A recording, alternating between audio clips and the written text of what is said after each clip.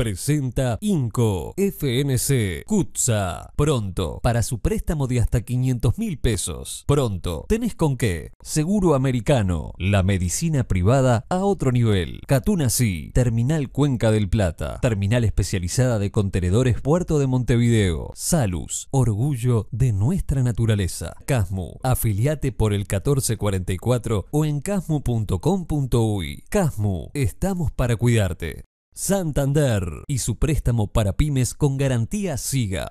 SACEM, 70 años siendo protagonistas de las grandes obras de Uruguay. SWAT, consulta con especialistas sin demoras en Clínica del Estadio de SWAT. Plan inteligente de UTE. Hacé la prueba, entrá al simulador y pasate sin costo. UTE, la energía que nos une. Y Gobierno de Canelones, para el lanzamiento de su plan Hogar Sustentable.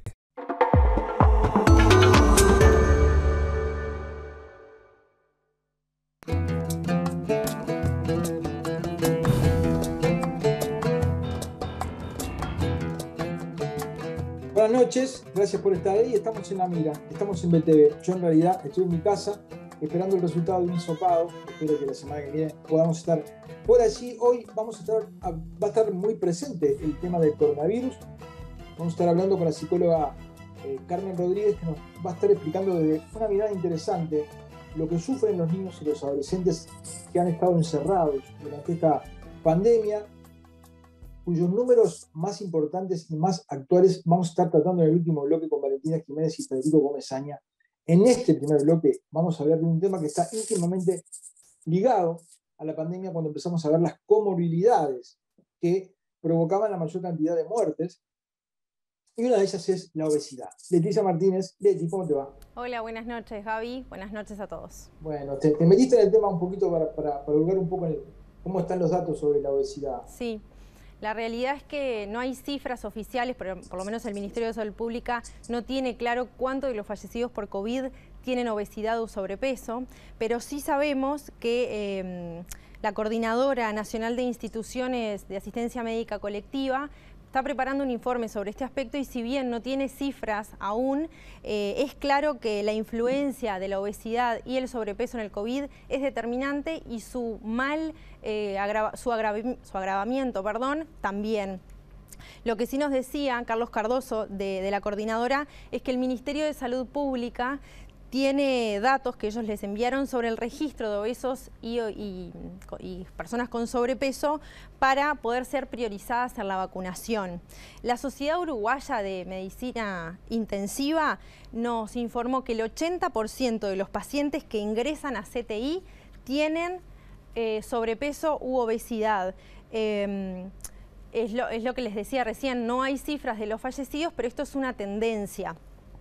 El médico, hoy estuvimos hablando con un médico que se encarga de tratar esta enfermedad y lo que nos decía Sergio Breitfeld es que la obesidad y el vínculo con el COVID se hizo presente en los últimos tiempos en el consultorio. Vamos a escucharlo. Desde el punto de vista de lo que se vio el año pasado el año pasado básicamente el temor más grande o realmente lo que cruzaba emocionalmente a las personas era la incertidumbre. O sea, el no saber qué es lo que estaba pasando. Ya este año esto ya era conocido, el escenario ya era conocido, y lo que antes era como factor de riesgo para el desarrollo de COVID-19 y para la evolución a casos graves de COVID-19, el hecho de ser mayor de determinada edad, este año cambia y empieza a aparecer justamente la obesidad arriba del tapete. Entonces es como que el temor se corrió, ya la incertidumbre ya no estaba, ya era algo muy conocido, ya la gente ya sabía cómo actuar frente a esto, pero empezó a aparecer lo otro, empezó a aparecer justamente las muertes y las muertes relacionadas a esta enfermedad. El miedo se instala en aquellas personas que saben que tienen la patología y que no están haciendo absolutamente nada para poder controlarlo. Sobre todo de vuelta en estos últimos meses, en cada una de las instancias terapéuticas, el tema saltaba cada tanto, ¿sí? Porque bueno, los números eran elocuentes. Además, Sergio nos explicaba que el aislamiento, las personas con obesidad también dificultó, sobre todo por el acceso que tenían a la comida. La gran mayoría de las personas tienden a reaccionar y no a cambiar. ¿Tá? Y si se proponen cambiar, lo hacen por periodos cortos de tiempo y no por periodos largos de tiempo. ¿Tá? Eso es lo que veo en la práctica clínica. La persona logra sacar el síntoma, ¿tá? Alivianar el síntoma en base a tratamiento, y una vez que el síntoma desaparece o se controla, la persona vuelve a los hábitos viejos. Muchos temas emocionales, ¿tá? Ansiedad, depresión, síntomas parecidos o similares a un estrés postraumático, soledad. Realmente fue, desde el punto de vista emocional, fue un año muy, muy complejo, y complejo en esta área para el comedor emocional, ¿tá? Aquella persona que come por vínculo relacionado a ciertas emociones, para esa persona este año fue muy, muy complicado. El hecho de tener disponibilidad de comida, en general para cualquier persona, ¿tá? O sea, si vos tenés más disponibilidad de comida, vas a comer más, eso es seguro, ¿tá? Y para una persona con esta enfermedad que tiene un vínculo patológico con el alimento, con la comida, ¿tá? El tener disponibilidad de comida, y sobre todo disponibilidad de comida de cierta palatividad y de su agrado, hace que seguramente coman más cantidades, sin lugar a duda, y tengan un hábito que es muy común en esta enfermedad, que es el picoteo.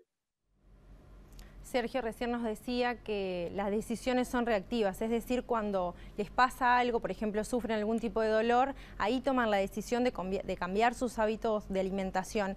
Y en el caso de Daniel, que es un paciente que tiene obesidad, es un cirujano cardíaco, no es la excepción. Vamos a escucharlo. Y empecé con 30 kilos de más. Hace un año y algo, que estoy en un peso, en el rango que me marcaron. Iba sin ninguna expectativa porque ya había probado muchísimas cosas, ¿no? Había probado casi que todo.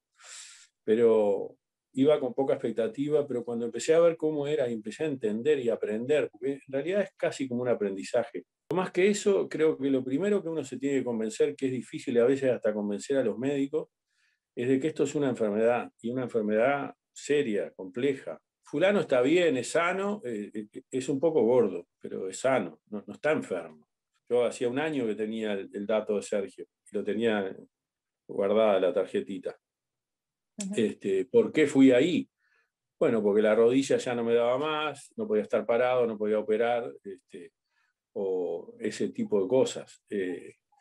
Al margen de otras patologías que también tuve vinculadas con la obesidad, pero el tema del sobrepeso y estar de pie 4 o 6 horas operando, eso fue lo que me llevó. Uno siempre tiene el objetivo de los kilos, y eso te mantiene enchufado en lo que estás haciendo y motivado, y vas bien. Una vez que llegaste al peso, ahí se produce como un, bueno, ¿y ahora qué? Bueno, ¿y ahora qué? Ahora cambiar los hábitos y sostenerlos, porque realmente el secreto está ahí, en empezar a vivir diferente, ¿no? Y Daniel nos decía que lleva 30 años acostumbrándose a vivir incómodo. Uno se acostumbra a vivir con una incomodidad. El tema de la apnea del sueño, que es muy frecuente. La gente dice, fulano ronca, está gordo y ronca. En realidad no es que ronque, eso es lo que molesta, pero el daño que causa es la dificultad respiratoria, que somos pacientes. Yo también padecí de eso, y de hecho tuve que usar un aparato de CPAP, porque la famosa desaturación, que ahora se habla mucho, por el COVID, es decir, la cantidad de oxígeno en la sangre, en un obeso en la noche cuando ronca puede llegar a bajar a cifras de 70 y pico, 80, cuando lo normal es 99, 100. O sea que estás en cifras en una noche cualquiera de un obeso, cifras en que a veces en el CTI es para ventilar a un paciente. Es muy largo el proceso. Yo llevo 30 años de sobrepeso, con vaivenes, pero 30 años de sobrepeso. Me acuerdo la primera vez que me dijeron gordo, eso sí me acuerdo, porque yo no era, hasta los 30 años, era un individuo más bien flaco. Ahí empecé a ganar peso, y una vez alguien me dijo, el gordo ahí o al lado del gordo, no sé, una cosa así, y yo no entendía. Eso fue, digamos, es como la discordancia entre lo que uno ve de sí mismo y lo que ven los otros. Bueno, y antes de seguir con esto de los testimonios, lo que les propongo es conocer los datos. Y si vamos a los datos oficiales, los últimos que hay son de 2013. Ahí estamos viendo... Eso es increíble, Leticia. Sí. Eso realmente me pareció una cosa tremenda, ¿no? Tanto que se precia Uruguay de ser, de tener datos oficiales actualizados y serios. Estamos hablando de una enfermedad terrible que provoca otras enfermedades terribles también. Y el último dato que tenemos es de 2013. Sí, es la encuesta nacional de factores de riesgo de enfermedades crónicas no transmisibles. En esos datos, que ya te digo, tienen bastantes años, vemos que la población entre 25 y 64 años tiene un 64,9% de obesidad u sobrepeso. Estamos hablando de que 2 de cada 3 personas tienen sobrepeso u obesidad en Uruguay. Y si los comparamos con la cifra de 2006, que es la primera encuesta nacional de factores de riesgo, este valor era de 56,6%. Estamos hablando de que en 7 años aumentó 8,1 puntos porcentuales, ¿no? Si la tendencia hubiese seguido, hoy sería de 73%. Claro, no lo sabemos porque no hay datos, pero si proyectamos lo mismo que venía, como venía evolucionando, se mantuvo esa involución, estaríamos en ese porcentaje, pero no lo sabemos porque no hay cifras oficiales, realmente increíble. Sí, según pudimos conocer, la idea del gobierno es poder actualizar estas cifras, pero la realidad es que se han encontrado con que muchas de las cifras estaban desactualizadas y no hay un claro panorama de cuándo podrían empezar a monitorear y actualizar este tipo de cifras particularmente.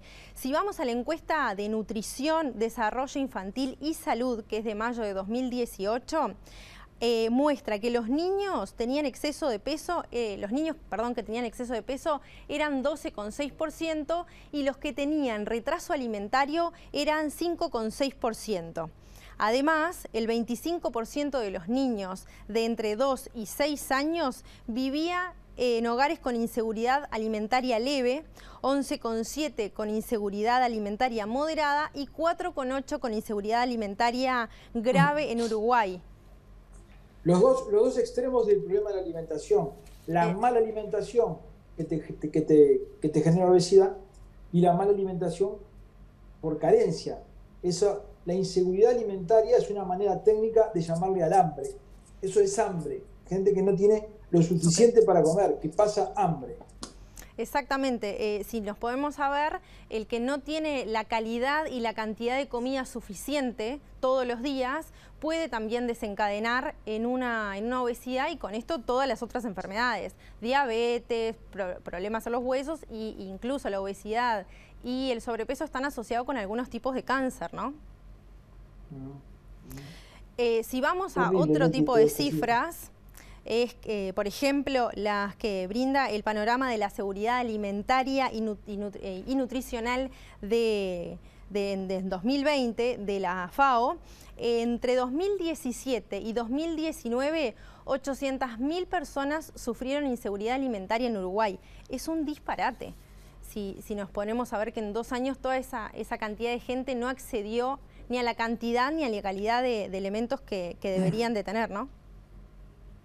Sí, y bueno, y la pandemia nos mostró algunas cosas que digamos que también contribuyen o muestran los problemas de alimentación. Las ollas populares, que tanto ayudan, dan de comer a veces 3 veces a la semana.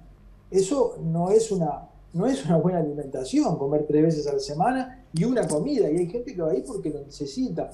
Es una señal del problema que tenemos. Si decimos que hubo 100.000 pobres nuevos el año pasado, es evidente que no van a comer bien los pobres, por más que les tienen la mayor parte de la comida. Sí, no seguro. van a poder, además de que no sea solamente un problema de dinero el comer bien, es un problema de educación, pero también de dinero, ¿no?